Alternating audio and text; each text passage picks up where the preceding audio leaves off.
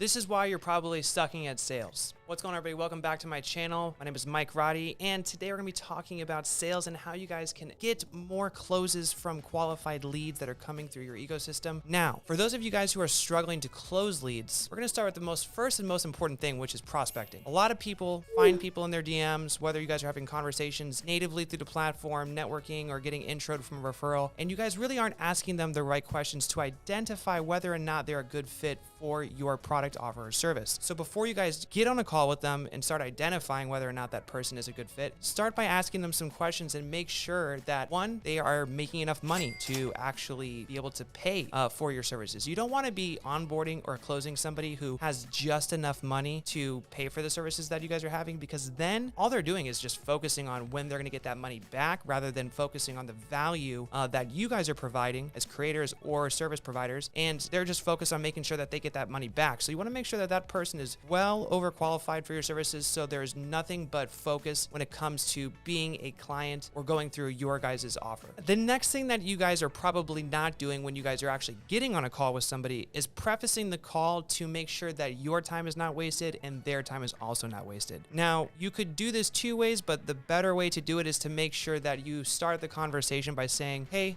at the end of this call, we are going to make a decision whether or not you are moving in with our services or you are moving forward without us. And the reason is that you don't want to spend 30, 45 minutes, worst case scenario, a fucking hour on a call with somebody who is just going to say, I'll have to think about it and give me a couple of days and I'll get back to you. It's a total waste of your time. It's a total waste of their time. So you want to eliminate that right off the bat by either adding that into one of the questionnaires that they're filling out to apply for a call and schedule it using a scheduling link, or making that very, very clear in the beginning of the call. So that way, if there's somebody that needs to be on the call as well, because that typically ends up being another common denominator is, oh yeah, at the very end of the call, you end up having this really long conversation with somebody, and then they got to say, well, I just got to check in with my partner and make sure he's good to go. Oh man, I got to run this by my team. Oh, I got to make sure that my wife is okay with this. Total waste of your time. So the two things that I would 100% preface on a sales call right in the beginning is, one, making that there's going to be a decision made at the very end of this conversation, and two, making sure that anybody who needs to be on the call for this decision to be made is on the call. So if they're not on the call, make sure, hey, does anybody need to be on the call that needs to help with actually moving forward with this service? If they say, yeah, my wife,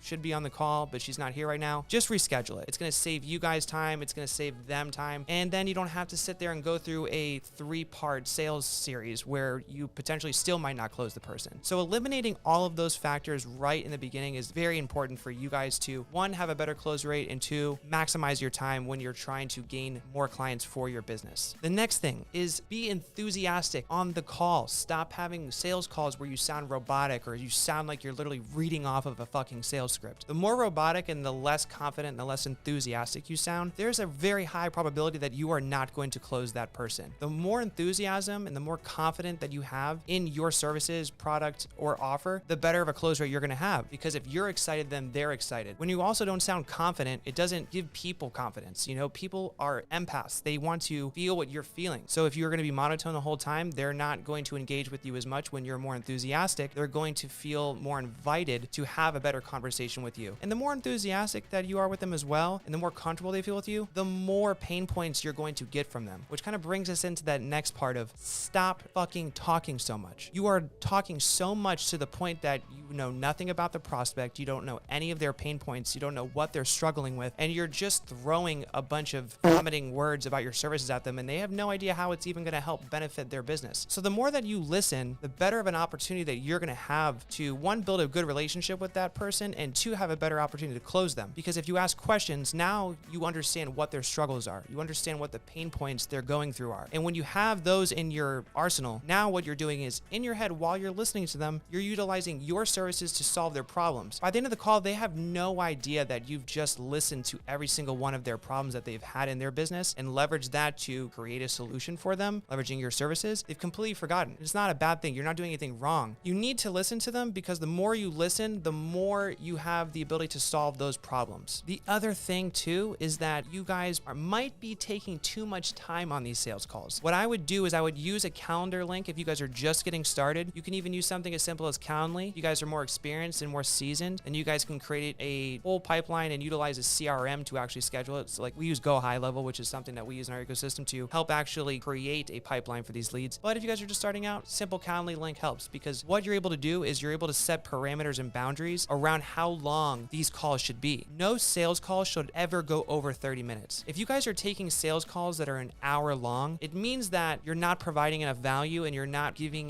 the actual lead enough confidence to really make that decision. And you want to make sure that you're also not wasting your time. If you're able to take more sales calls in a day, you're able to give yourself the ability to close more leads and have more opportunities. You should even be able to get your sales calls down to 20 minutes. And the way that you do that is by making sure that you have all of these qualifiers and all these questions and all these things prefaced before the call. And then when they get on the call in the beginning, you're able to actually kind of go back towards those things, kind of start the conversation off with those pain points and those qualifying questions rather than just starting the call off and just getting to know them out of nowhere. If you're using a sales call to just get to know the person right off the bat, you're not going to close that person. You're also going to waste your time and you're going to have to take way too much time on this call. So giving yourself the ability to have shorter sales calls, more intentional sales calls, and getting on calls with people that are qualified are all through some of the tactics that I just provided to you guys in this video. So those are some of the things that I've used and I've had experience with in my time as an entrepreneur in my business. And I want to make sure that you guys are executing those for your business so that you guys can maximize your time, increase your revenue, and create more freedom and give your clients more success. So guys, I hope you enjoyed this video. Make sure you guys subscribe to the channel, hit the bell for the notifications, and I'll see you guys in the next one.